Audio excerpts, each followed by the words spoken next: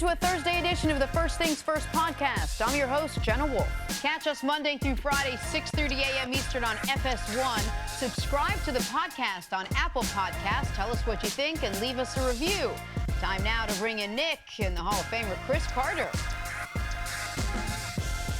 Our big story is this Cam Newton ridiculous comment that he made yesterday that I think has us all just a little bit confused as to why somebody would say such a thing. So we're going to start there, as I didn't get much back in return. We start with someone else. Stupid comments made by Panthers quarterback Cam Newton. I said it. It was. He inserted himself into the midst of controversy with the following exchange with a female reporter at the team's press conference yesterday. Take a listen. Cam, I know you take a lot of pride in seeing your receivers play well. Devin Funchess has seemed to really embrace the physicality of his routes and getting those extra yards. Does that give you a little bit of an enjoyment to see him kind of truck sticking people out there? It's funny to hear a female talk about routes. Like, it's funny. But fun is coming along, man. We're gonna. This is a big game for him. Now the reporter, Jordan Rodrigue of the Charlotte Observer, tweeted the following afterwards. I don't think it's funny to be a female and talk about routes. I think it's my job. I spoke with him after, and it was worse. I chose not to share it because I have an actual job to do today, and one he will not keep me from. Very well said, might I add. Cece, you played, I covered. Let me start with you. What was your reaction when you heard this from Cam Newton? I wouldn't say I was surprised. You know, sometimes Cam, he's not as self-aware as I would like him to be. I was a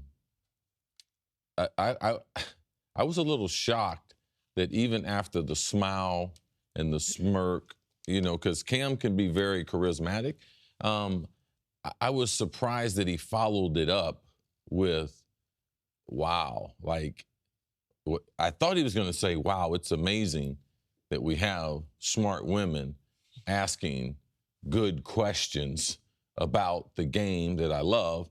And I was really shocked by, it was a great opportunity. She asked him about one of his teammates. You know, not himself. It wasn't a bad question, but about one of his teammates, that he had an opportunity, it was a legitimate question, to talk well about his teammates. But he was so distracted by her asking a question that any man could ask, and it, you know, I'm disappointed in Cam. You know, I'm really disappointed in Cam.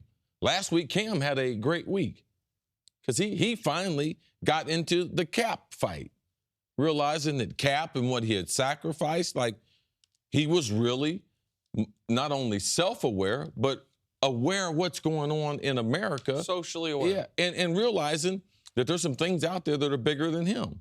And this right there is bigger than him. Women, not only in sports, but in other professions, they always have a hard time. And being in a male-dominated locker room for years, I've seen women disrespected. I've seen women laughed at the questions. Like, we know that women don't play football. But let me tell you something. There's a bunch of dumb men that have asked me questions, and they didn't play any type of football. But we accept them because they're male. It's our job as athletes, when someone asks us a question, that reporter is trying to get insight on your team and also on the game of football. So it was an opportunity for Cam to be able to explain the game to people who someone asked him a legitimate question that people ask me all the time. So as a leader, not only of Carolina Panthers, but as one of the leaders in the NFL and one of the most popular players that we have, I'm shocked that he was just, that he fell into this trap and have put women who have been covering this game long before I even got into the league. You know, I'm shocked that he handled it that way. Well, I think the shock is twofold. One, that he said it, obviously, but two, that it came from an elite quarterback in a setting that was obviously going to be televised. Right. You know, off the cuff, a it wasn't a guy at his locker. Right, exactly. Right, he's at a presser. These comments go national as soon as they happen during an NFL week. You know that. There's a number of people with recording devices. The follow-up would have been, for me, would have been, why is that funny? Why do you think that's funny? Why, Cam? It's funny? I'm just curious why, and then let's get on with it. And I think then he would really get into a tricky situation, and she was professional enough to at least wait and listen to him ask the question. Much like you, when I heard this, I wasn't surprised. You know, I unfortunately have heard this before.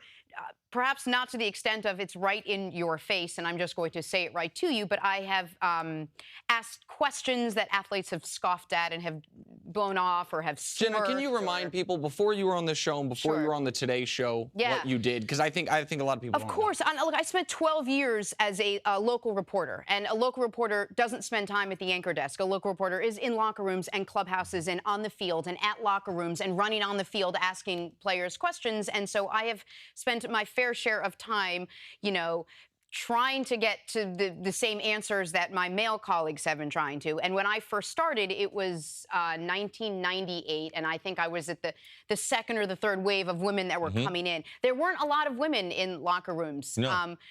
But I wouldn't say it's something that runs rampant, but there were definitely times where I was made to feel stupid, if you will, for a question that I asked. And what it did for me is very quickly I learned how much harder I was going to have to work, which is fine. So there's a reason that I come into work every day here a half hour before you guys get here. There's a reason I spend an extra hour at night learning things and reading things that maybe don't even apply to the show the next day.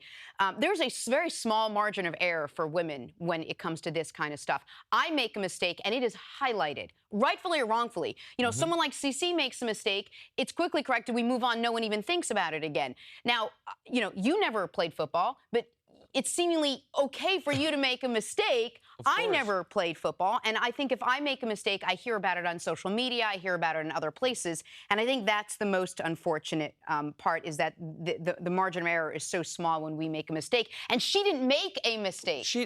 This is a woman, and I don't know her, who has learned everything that most of her male counterparts who did not play football have learned. She has obviously studied. She's asking about specific routes. She knows what she's talking about.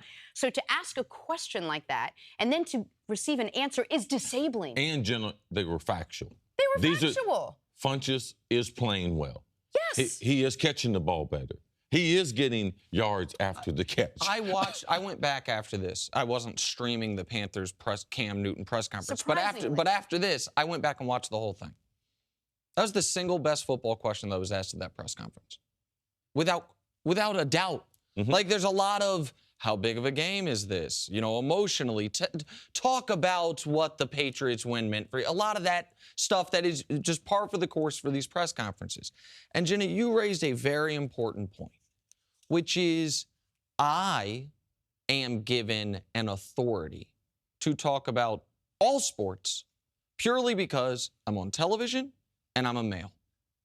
I played nothing at a high level. Now, I pride myself on the fact that this is what I've wanted to do since I was little. I started studying at a young age. I was singularly focused. But you know who else that applies to? Because I read this last night as well. Jordan Rodriguez. She was 15 years old, watched the Boise State amazing Fiesta Bowl against Oklahoma, watched the Statue of Liberty play, said, as many of us did at the time, I've never seen that before. She decided, I want to learn about that, and has dedicated herself to this craft. And it is, for viewers out there, which are overwhelmingly male, I do understand this. There is the assumption, and I do not think it's an incorrect assumption, even if it's a maybe politically incorrect assumption, that if you walk into a room and it is with 5 guys and 5 women, it is more likely you're going to strike up a sports conversation with the men amongst a random assortment of human beings. But once we are talking about professionals who cover the teams, there is no longer a gender imbalance. If you've decided I'm a football beat reporter, you have dedicated yourself to learning the game, and there is nothing in the lack of a Y chromosome or the double X chromosome that naturally gives you more or less football knowledge. There's one person at this desk who inherently gets to have an air of authority about X's and O's football. The guy that played it professionally. And what Jordan Rodriguez was doing there, I felt, was saying, hey, here's what I've learned about what Devin Funchess is doing. But you have learned more because you're the damn quarterback. So take what I've learned, as I often do with Cece. Here's what I'm seeing. I think this is what's going on. Break it down another level. And he disabled her there. Right. And it was so... And to your point, the one thing that I don't ever want to do in a locker room is make the story about me, ever. I'm there with the exact same to-do list as everyone else in that locker room or clubhouse. I have information I want to gather. I watch the same game you guys all watched. I have similar questions, and I'm prepared and ready to go about doing my job. The minute you're met with that kind of answer, when I say you're disabled, I'm talking about the next thing that comes out of your mouth is going to be met with, was she trying too hard? What is she going to say? And now everyone's talking about her. And it's really unfortunate. And one thing, too, is this is not a college town. This is not, some Division II school. It's this is the NFL, and it's the best of everything. And we have the best reporters. We have the best beat writers. Like, they cover the game in a way. It's a promotion for everyone. Of course. To cover the pro football team in town means you're one of the best at your paper. Absolutely. And Cam, he forgot that. But for me, I always thought that it was a unique opportunity that when there was a female and she had been promoted to this level, that it was my job just to help her just as much as I would help any of the men. I mean, I leak stories and stuff to men all the time, but also, I had some good friends in this business. Leslie Visser, she was a good friend of mine. Pam Oliver, she was a good friend of mine. They were great reporters. I remember talking to them about the most intimate things. When I decided to tell people the true story, a reason why Buddy Ryan cut me, all right? I didn't release it to a male. I released it to Andrea Kramer because I knew that she would handle it in such a professional way. So it's a disservice to all the ladies that have covered, the women that have covered the NFL and done a great job at it. I mean, even we went through the time when they tried to change the towels in the locker room. I mean, just all the idiotic stuff and how uncomfortable men make it for a female to do her job. And it's already, just quickly here, it's people that haven't covered a team, I don't think understand the different dynamics and the different hurdles women have to go over. Purely as this, I used to cover the Kansas City Chiefs. I was totally comfortable and okay with if I, after talking with a player, handing them my phone, saying, hey, can I have your number? That's how you get a source. Whenever, because maybe the only place more sexist than an NFL locker room is a local sports radio, like Clubhouse. It's just a bunch of dopes. And whenever, and I was one of those dopes at times, like I was casting aspersions. Whenever one of the female reporters would try to do the same thing, the jokes of, you can't, like, which makes the job harder. It's harder to break stories, harder to do this. Right. Oh, is she trying to go on a date? No, I was there, and we're going to go to break in one sec. I covered the New York Jets last day of the season. This is years ago. Every male reporter, radio guy, even the TV guys are going, here's my number just in case you re-sign. I'm just curious about your contract situation. Can I get your number? And every single guy, and I was like, well, can I do that? Is it going to be? And I couldn't do it. And I went to the PR guy and I said, listen, can I call you over the offseason to just get phone numbers? I'm placed at a disadvantage just because of optics and what it would look like if I asked for someone's phone number. That hasn't changed then, and I don't think it's really changed now. Cam's got to be aware of this stuff. As an elite quarterback, you need to know what you can and cannot say. Welcome back to First Things First. The NFL is serving us up a great game this evening for Thursday Night Football. The New England Patriots are in Tampa taking on the Bucs. The Patriots are 2-2 after falling to the Panthers on Sunday. It's been a head-scratching start to the season for New England, and Tom Brady is well aware. He says the team is not happy with their current performance. No one likes where we're at, but we're the only people who can do something about it. I mean, 2-2 is not where we want to be, but if you want to get to 3-2, we got to play better than the way we played the first 4 weeks. Nick, 2-2 is not good. 2-3 would be even worse, obviously, but for this team especially. Is tonight a must-win for the Patriots? It's week 5. They're 2-2. This is Chris's favorite thing. Of course tonight's a must-win for the Patriots. Their threshold is not, can we make the playoffs? Can we win the division? Their threshold is, make the damn Super Bowl. Like, nobody's going to call it a bad season to make Super Bowl and lose, but they They make the divisional round and lose, bad season. They make the AFC Championship game and lose, that ain't great. For this team only, those are the stakes. Not just because of their history of success, but because of the expectations going into this year. So why is tonight so important? What we know, not just about the Patriots, that the Patriots have never made a Super Bowl under this regime, last 15, 16 years, without having a bye. But for the entire league, the most instructive piece of data you can have, will you make the Super Bowl? Do you have a bye in the playoffs? Since they changed the format 27 years ago, 40% of teams with a bye make the playoffs or make the Super Bowl. 5% of teams without a bye make the Super Bowl. Wow. And if you go to 2-3 and you still have to go to Buffalo, you still have to go to Pittsburgh, you still have to go to Oakland, those are just the road games. Tough to find the 12 wins that'll be necessary to get that bye, CC. So tonight is a must win in Week 5. Nick, I know you're gonna be shocked about this. I agree with you. Whoa! It's very important. Very important. Very important is far different. No. It's very important because the optics. From an optics standpoint, this defense has got to get better. I mean, not only do they have to win, but this is a game about painting pictures. All right? Okay. Watch the weather forecast. There's a high probability of rain tonight. Oh. So New England likes to throw the ball an awful lot. What's going to be their identity tonight? They've had a hard time defensively stopping the run, stopping the pass, motion, blown coverage. So look for Jameis Winston to try to attack that secondary. But New England, I mean, their margin of error, we never thought they'd be in this position. Like, we never thought they'd be there. We never thought New England, I don't even think Bill Belichick, even in his days in Cleveland, we have to get Dusty look at, has he ever had a defense at any point in the season that was last? Last in almost everything, by the way. I mean, it's hard. Now, they've struggled in some areas, but one thing they've done has been really, really good in red zone defense. And they're not even good at that, all right? Tom Brady is playing great, all right? One thing else to watch for, it might rain tonight. Rob Gronkowski, he popped up last night on the injury report with a quad.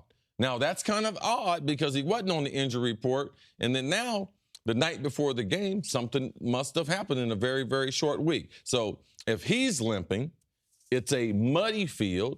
They got a bunch of smaller receivers. Smaller receivers, they're not mudders. They like a perfect track. Wait, what? They're small receivers. They like a perfect surface. The reason why, because they don't have a lot of girth. They depend on their quickness and their lateral movement. All right, guys like me. Not a lot of girth like you. All right. Not too much girth. I'm a thoroughbred, but also I can girth. run on a muddy track. All right? Okay. All right, Good so to know. we know where we're going, so they need Gronk. Gronk can play a bigger role. Those are just some of the little intangible things as you watch the game. Question about this defense. A little weather report for you. You got that was a Appreciate big that. deal. With that And weather by the way, report. for the bettors out there that are thinking about hammering that over, keep in mind the weather that could Hold on. change some things. All right, go ahead, Jenna. I interrupted you. 20 minutes in, and we got ourselves a betting report and a weather report. So we're a full-stop shop here. My question to you would be, if there was, we talk about this defense, if there was ever a game that a defense could really step up, Jameis Winston is known for throwing a couple of questionable passes, especially if the weather's bad. He's going to try to, like, pluck things into certain areas where he can't. Belichick, I'm sure, knows this. Wouldn't this be the game that this defense perhaps can break out? Here's the thing. For something like breakout, right? It's like a metaphor for someone breaking out. How about having a decent game getting out of the cellar? But there's got to be something in the cellar. There's got to be something in the box to break out of the box. Are they going to blitz? Are they going to play man-to-man? But Cece, even if there's a plan, there has to be human beings there to execute it. Yes. And they have to be good enough to execute it.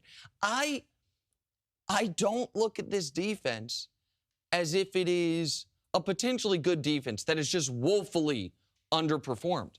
I look at this defense as a defense that doesn't have a good pass rush, doesn't have speed in the front seven, doesn't have a dominant D-line run-stopping guy, and its money has been spent on its secondary.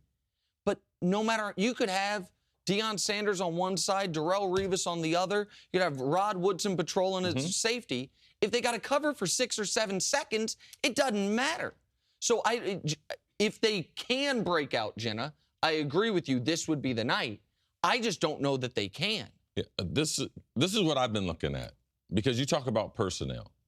So the general manager, Bill Belichick, didn't do a great job in helping the coach, Bill Belichick, Correct, in providing this roster with the type of talent that they could utilize. The general manager, Bill Belichick, needs to be bailed out by Tom Brady and coach Bill Belichick to be able to turn this team into something.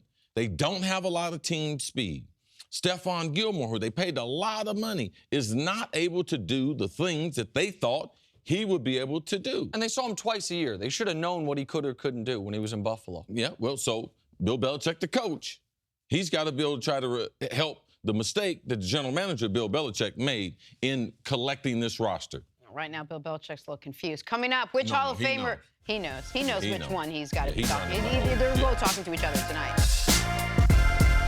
Welcome back to First Things First. We're joined by Super Bowl 46 champ and 11-year NFL vet Cris Canty. Chris, welcome to our little corner of television here. Appreciate you, man. There's a lot of bromancing going on. And he's officially, and I think this might be a record he holds for quite some time.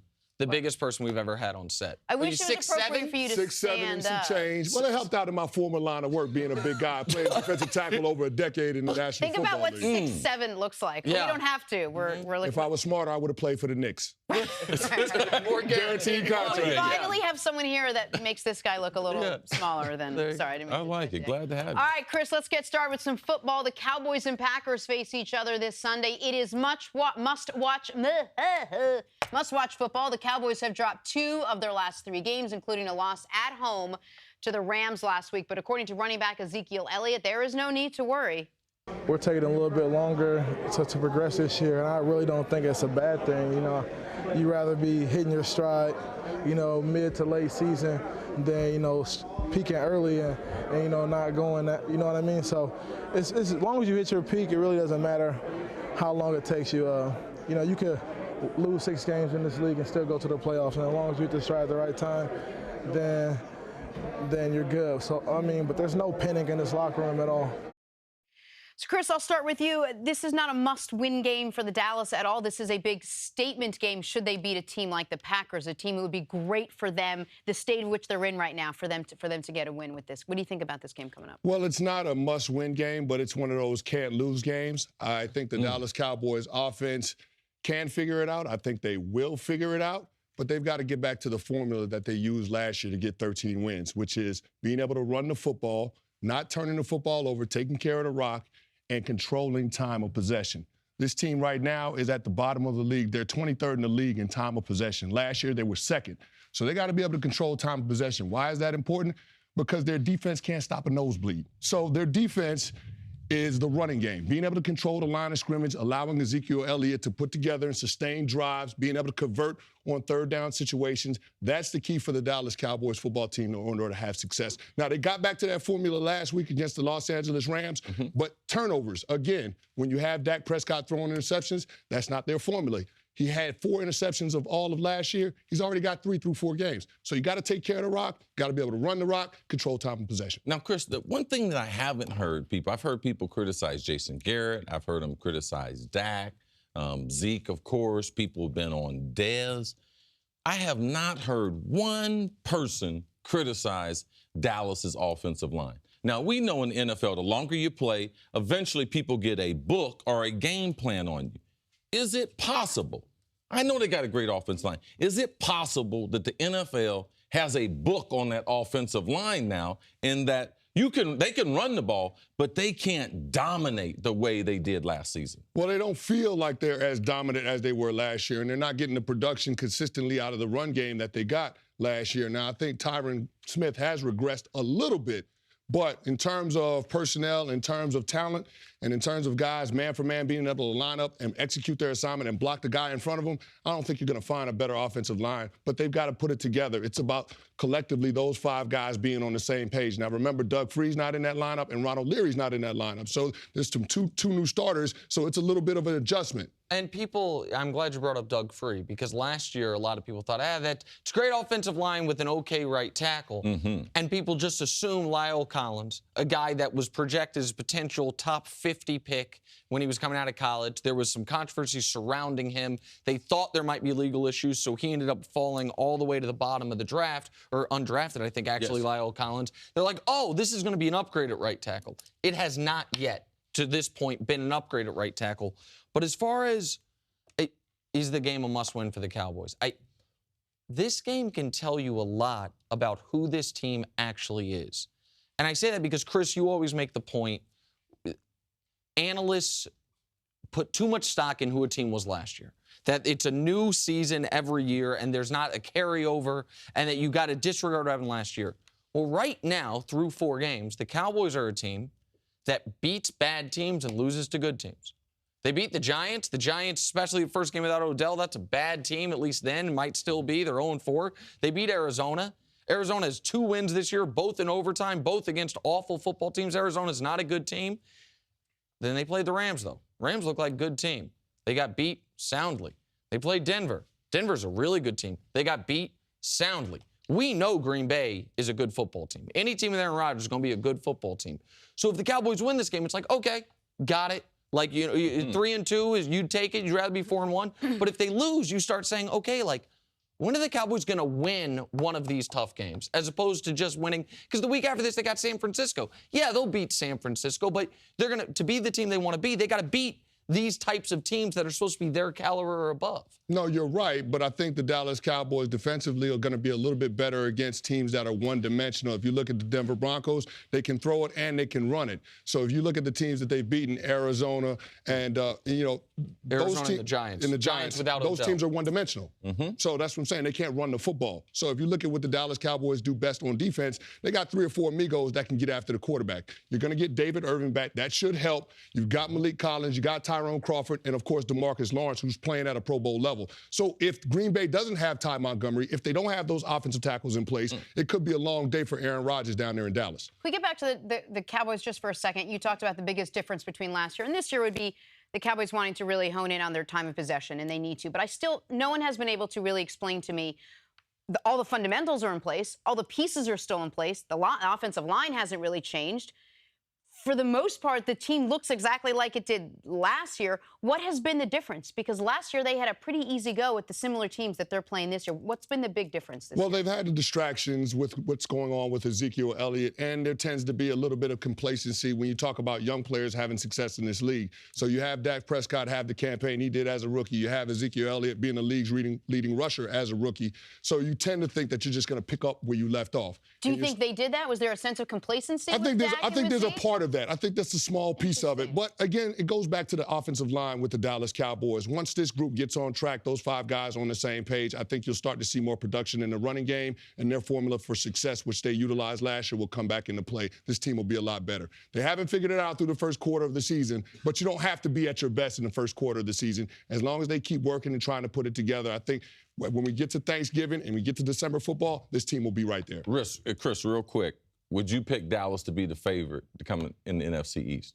Given what you've seen, what's going on with the Giants, Washington. I tell you, I like the Philadelphia Eagles. I like the Philadelphia Eagles. And Thank you and good night, everybody. Listen, this is one of those teams that coming into this season, Come here every day. They had arguably the best tackle tandem in the NFC East. And we feel good about Carson Wentz. We saw early last year he played very well, but when he lost Lane Johnson, he was just not the same quarterback. 100% correct. Exactly. So when you don't have those tackles to protect the edge of the pocket, your quarterback is not going to be as efficient. So I'm looking at this Philadelphia Eagles team. It's aggressive on defense with Jim Schwartz. They got about 5 or 6 guys that can get after the quarterback themselves. So I like the formula that this team is using. Carson Wentz taking that next step in his development. I'd have to say right now through the first quarter of the season, they're the team in the NFC East. Look, I like the authority for which you deliver that. Guess who's here? We're joined by the Verticals, Chris Maddox. Hey, Chris. What's up, guys? How are you? Good to be here. Pleasure. Absolutely. That's the nervous handshake that gives everyone. Yeah, sweaty. Why you go? Is it sweaty? Well, we don't get it over here, but every guest that comes in gets about 15 of that. Read that. I heard No, him say shakes Eric Mangini's hand 13 times. That's Literally. a lot of, We're in a good place because basketball is seeping back into the conversation now, and it is making Nick Wright a very happy boy. So let us get going here. Interesting offseason for Kevin Durant. Well, there were his shoes that showcased quotes from his doubters. And his fake Twitter account. His jab at teammate Steph Curry, sponsor Under Armour, and that whole thing where he seemingly used anonymous Twitter accounts to defend himself.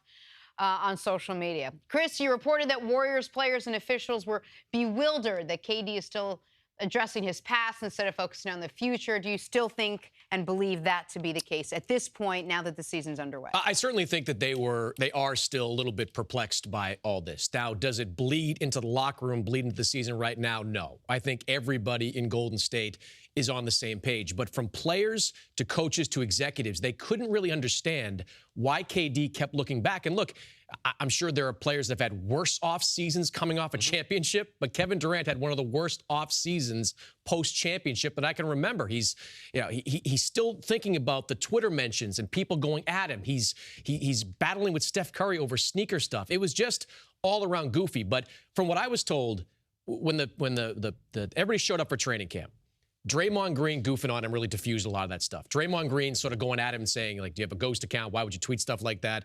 Him making light of it really diffused. So I think it's fine, but I'd also add that I think he's probably used up his mulligans there. I don't think he can do stuff like that again without people maybe coming out about his it. mulligans with the team or with management? With all of them. I mean, look, the players still love Kevin Durant. Everybody's still tight on that team, but don't do the stuff again. Don't, take a swipe at Under Armour who pays Steph Curry a boatload of money every single year. Don't, when you're going back to Oklahoma City, don't allow that stuff to seep into your mind. Just move forward. Don't look back. Can you kind of give us a breakdown of maybe the people that run Golden State, how the team has been built, the ownership? Maybe just give us some information that people don't know and why they would have a problem with this type of behavior. Well, look, Golden State is the most easygoing team in the NBA. From management on down. Bob Myers, the GM, is a former agent. Steve Kerr is as easygoing as any coach in basketball. They're a very progressive team, obviously, from what we've heard. Even their practice rules are a lot different. How they do things, right? Very lax, very easy. I mean, they're veterans and they win. Steve Kerr knows he doesn't have to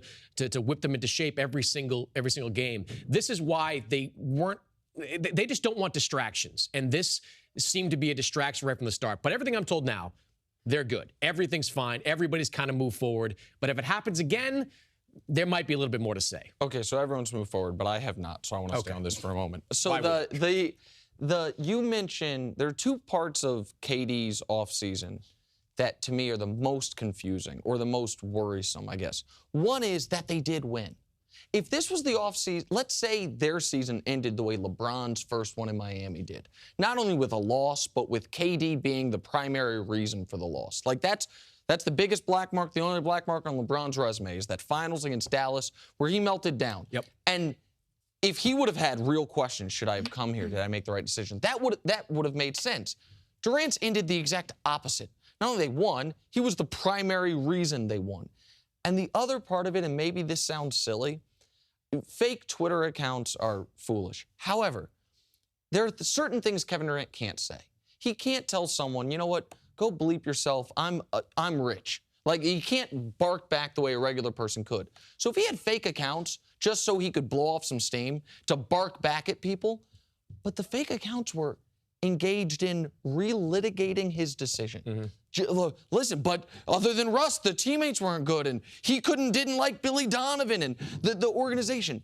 That, to me, if I'm going to play pop psychologist, shows me there's part of him, despite the success and the vindication, that is still relitigating that himself. He wants everyone, look, I promise I made the right decision. Let me prove it to you by, Big Baller 35 or whatever. So does that land with you at all? Does that make sense at all? Absolutely. I think there's always going to be a part of Kevin Durant that wonders if he made the right call. I don't think it's a big part, but I think there's always going to be a little piece of him that wonders if he made the right decision. And that piece comes out when OKC fan 123 comes at him on Twitter and says, you got a cheap championship. What you said is right.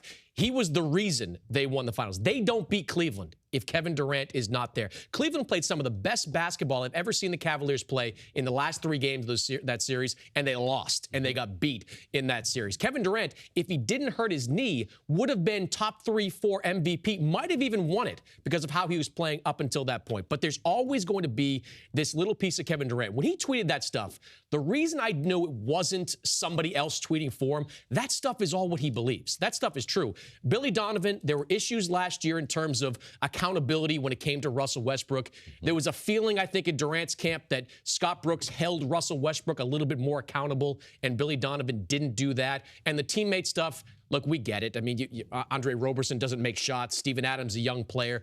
All that stuff, I absolutely believe that Kevin Durant completely believes. So I think there is always and forever going to be a part of him that wonders what if he had stayed in Oklahoma City. And I'm sure the team is just hoping that winning is going to settle and quiet him a little bit. Well, it will. I mean, you you guys saw the GM survey. Like 93% of GMs say that. I'm wondering what the other 7% would Right, think. right. The other 7% were they right voting ones, but that's a separate issue. So. Okay, moving on to the marquee move of the offseason. Boston and Cleveland swapped point guards after Kyrie Irving demanded a trade. Cris, who got the better of this deal? I'm sure you've been asked this a bunch of different times. Now that we're getting ready to get underway here, I'm curious, all the dust is settled. What do you think? Who got the better end of this deal? Massive win for Boston. Massive win for Boston. They get a 25-year-old all-NBA point guard who they're going to be able to build around for the next 10 years. Barring something spectacular happening on the negative side, Kyrie Irving is going to re-sign in a couple of years and be a Celtic probably for the rest of his career. Cleveland, it could work out for. It wasn't a terrible trade for Cleveland, but I find it hilarious. The number of Marvin Bagley fans out there, the number of guys that are like looking at the draft, like, oh, we got the top 5 pick. We're going to get Marvin Bagley to build the team around. See, Okay, this is what I'm sorry, saying. I wasn't familiar. You're talking about with the Brooklyn pick. With the Brooklyn That's a college yes. player. Sorry, going to Duke this year. But like all of a sudden, everybody in Cleveland's like, oh God, Marvin Bagley is going to be the next LeBron. Didn't know who he was before that trade actually happened. I'm worried about Isaiah Thomas. I've been told by people in Cleveland that it's coming along better than they expected. But I've also never seen a press release, guys, where they say a player hopefully will be back in January. I've never seen the word hopefully in a press release. So, you know, Isaiah wasn't going to play early on in Boston. I know Boston was reluctant to give him the type of money that he was looking for in the offseason. They get Kyrie Irving at 25. They have Gordon Hayward at 27. They have the core of a team that is going to be the favorite in the Eastern Conference for the next 5 years. I don't know how you can say anybody but Boston. Do you include this year when you say the favorite? If Isaiah doesn't come back, yes. If Isaiah's healthy and he's 80% of what he was, Isaiah's never going to be the same player he was last year. I mean, a top 5 MVP candidate, I mean, come on. Once in a lifetime season for him. An amazing season, most inspirational playoff performance I've ever seen in basketball. If he doesn't come back, though, I don't have faith in Derrick Rose. Derrick Rose hasn't shot better than 30% from 3 in 5 years, 6 years. You got to be able to shoot the 3 to be a point guard. I can count on one hand the number of great point guards that haven't been able to shoot the 3. Maybe Rajon Rondo was the only one in the last 10, 15 years. I don't have confidence in Cleveland to beat Boston if it's just Derrick Rose and somebody else in that backcourt. Yeah, who else in the NBA? Is there a storyline that we're missing? Is there a team on the rise? Someone's going to surprise coming from the pack? I don't know that anybody is, I mean, the East is so bad. I mean, this is the worst I've seen the Eastern Conference. Is the East bad or is the West just so stacked? No. The East is really bad. And the East lost. I mean, Jimmy Butler goes east to west. Yeah. You have Paul George goes east to west. You have Melo goes east to west. There's just so many guys that were all-stars in the East that are now in the West. The Eastern Conference could be biblically bad this year. I mean, it could be like 35-win, 8 seed this year. It could be a 50-win team in the West that doesn't make it. I mean, people ask me all the time, like, will Boston have kind of a learning curve when you're bringing in Kyrie, new point guard, Gordon Hayward, all that stuff? Will Boston take a while? Yeah, they'll take some time to figure it out, but they can fall into wins in the Eastern Conference. Chicago, Atlanta, Brooklyn. I mean, these teams are going to be bad and trying to be bad this year. You mentioned Brooklyn. So I do have one question to go back to the Kyrie trade for a moment. Yep. I think a lot of people, I should say, look at the trade, that what the Cavs received for Kyrie Irving is like, okay, it's kind of the best of both worlds. You get help for this season, but you also have an insurance policy if LeBron leaves after this season in the Brooklyn pick. I look at it more so that Brooklyn pick could be used to help the team this season. Am I making that out of thin cloth, or is that on the board for them? I honestly, at this point, I don't believe it's on the board for them. At this point, unless LeBron James comes to them midseason and says, I'm in, all in for the next 4 or 5 years, then they'd consider trading that pick. But up until that point, they've got to start thinking about life without LeBron James. You have to start thinking 4 or 5 years in advance and finding the next great player. You just can't take a risk flipping that pick for a 28 to 30-year-old player who's an all-star level guy who might be able to help you right now. Use DeMarcus Cousins as an example. Yes. I would not trade that potential top 5 pick for DeMarcus Cousins. So from Cleveland's side, you wouldn't do it? No, not unless LeBron says to you, I'm in for the next 5 years. I really like you, man. Patriots. We went wrong a lot today. We're joined now by Fox MLB analyst and 2009 World Series champion, and the only guy who probably has more energy than I do, Nick Swisher. What up, Swish? Nick, it's going to be tough for you to even sit in your seat. Hey. How are you? I'm doing amazing, guys. Things are really, really good, man. Hey, I'm proud to be on the show. You guys are crushing right now. Keep up the good work. Love him. He's the best. He's Literally the best. want to work out with you. All right. Nick, let's start with this. When this season started, how unlikely was it that the New York Yankees, funny to ask, but the Yankees would be in this position? Well, it's crazy. I think that we all know kind of at the beginning of the season, even in spring training, I think the Yankees and Cashman were extremely open about that this was going to be a rebuilding year. Obviously, rebuilding off of the youth that we had come up last year, the excitement that Gary Sanchez brought to the lineup. A lot of questions this year, you know. I mean, could Judge do what he's doing now? And then all of a sudden it just happens. There's this explosion of energy. This young power. Judge comes out of nowhere, hits 52 bombs, breaks Babe Ruth's record in his first year. It's amazing. They get the camera going. I mean, people are like interviewing each other in the dugout. It just seems like these guys are having so much fun. From being there and experiencing what that postseason atmosphere feels like. I'm so proud that each and every one of those guys get to experience that as well. You talked about Judge breaking Babe Ruth's record there, but what else have you seen that you've probably been even more impressed by just the pure numbers? Well, I think the one thing about Aaron Judge that I learned was when I went to Scranton, Pennsylvania, AAA for the Yankees in my minor league days, to be able to spend time with him and just to see about how he goes about his business every day. He's a team-first type of guy. And anytime your best player on your team and the future of your organization is a team guy, that always makes you feel better, especially as an organization, especially the people in the brass. Absolutely. Nick, people probably forget this, but 2/3 of the way through the season, the Yankees and Indians had the exact same record. And the Indians went on an unbelievable tear, including one of the greatest winning streaks in the history of baseball at 22 straight. What is more indicative of who the Indians really are? Who they were through the first about 100 games or who they were the final 60 games? Well, I mean, if we're talking about the playoffs, I mean, it just matters who's hot at the right time. You know what's crazy, man, is like these were the last two organizations that I got to spend time in, the Yankees and the Indians. So proud of where everybody is right now. Terry Francona has gotten that group, especially with Corey Kluber, Carrasco, Salazar. Tomlin had a great year this year. I mean, one of the deepest pitching staffs in baseball. Hey, man, I think this team is tremendous. I think they have a lot of talent. The one thing that I noticed, I think just like everybody else did, was that sparkle that the Yankees have. And I feel like they're having a blast. They're a bunch of little kids right now. So going up against a talented team like Cleveland, hey, it's going to be a great series to watch. I definitely think it goes 5 games. Hey, Nick, you mentioned Corey Kluber, game 1 of the Indians and the Yankees tonight on FS1. Why are the Indians going with Trevor Bauer as opposed to starting Kluber? You know what? When I heard that, I was a little shocked as well. I mean, who wouldn't want to start the best pitcher in baseball game 1?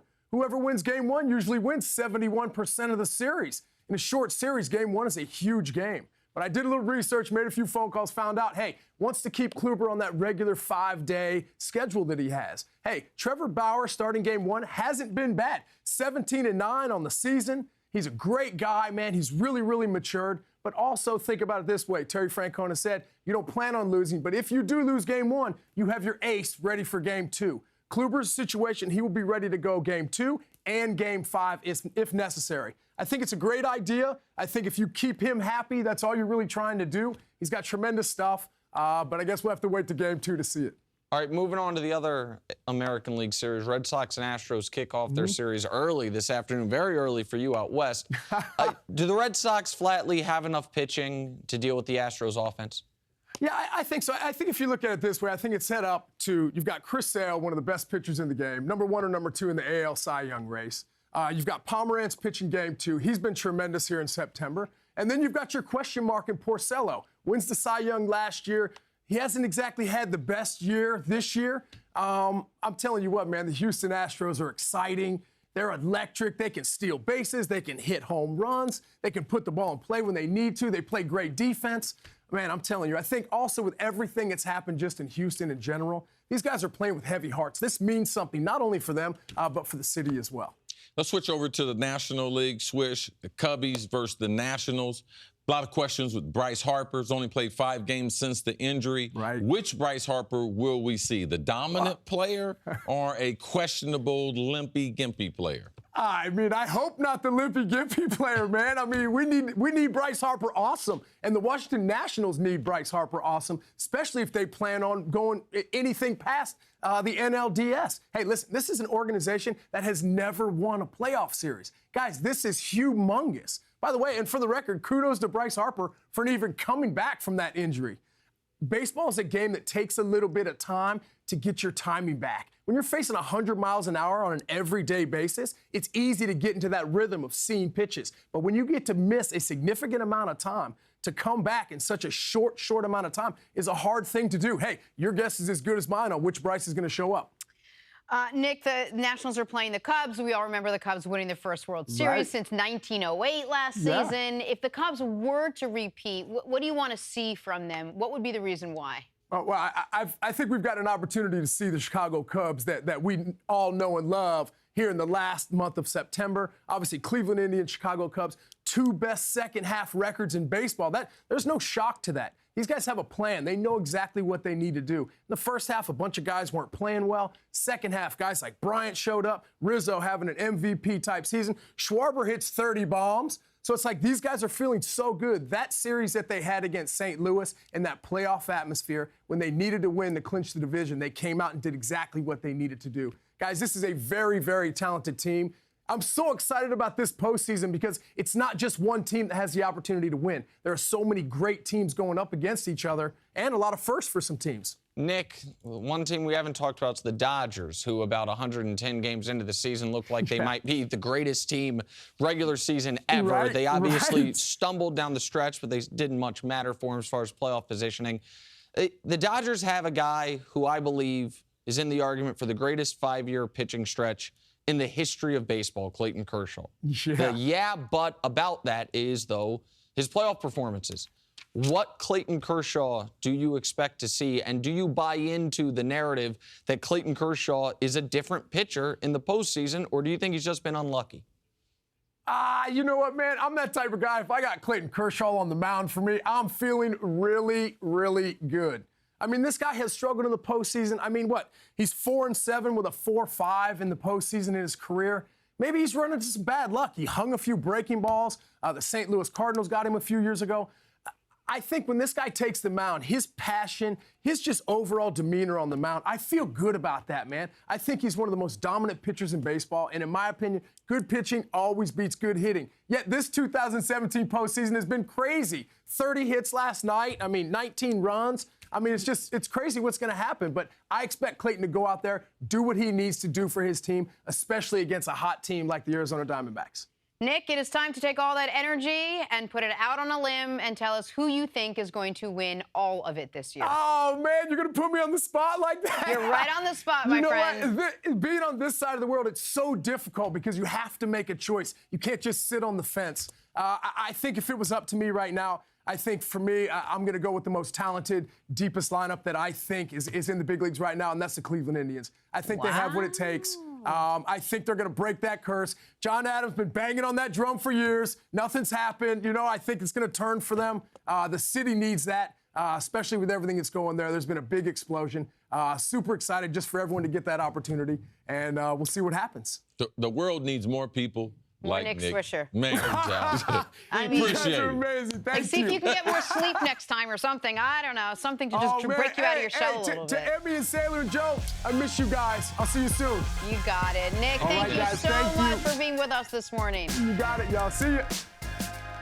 Thank you for listening to the First Things First podcast. Remember, leave us a review and tell us what you think. Subscribe to the podcast on Apple Podcasts and catch us on FS1 Monday through Friday, 6:30 a.m. Eastern. For Cris Carter and Nick Wright, I'm Jenna Wolfe. So long, everybody.